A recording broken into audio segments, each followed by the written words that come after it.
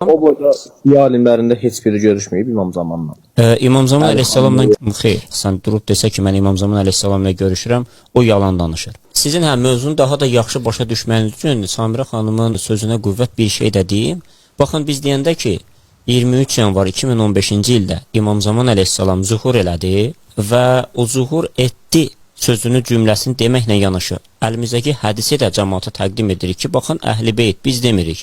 Əhl-i Beyt imamı, 12 imamın biri olan İmam Sadiq əleyhissalam deyir ki, qaim, yəni İmam Zaman əleyhissalam belə deyik, 12 nəfər üçün zuhur edəcək. Bu məsələnin birinci tərəfi. Buradan görürük ki, 12 nəfər İmam Zaman əleyhissalam ilə görüşür. Bu hadisə olana qədər, yəni 23 yanvar 2015-ci ildə İmam Zaman əleyhissalam bu 12 nəfər ilə görüşənə qədər 99-cu ildən bəri, yəni 1999-cu ildən bəri İmam Zaman əleyhissalam bizə bir vəsi göndərdi, bizə bir elçisini göndərdi. O elçinin adı da İmam Əhməd Əl-Həsən əleyhissalam idi.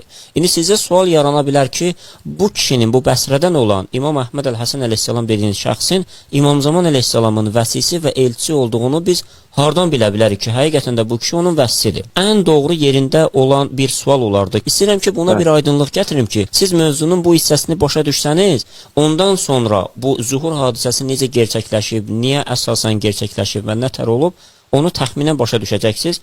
Davamında da bir hədis deyəcəm, lap da inşallah aydın olacaq.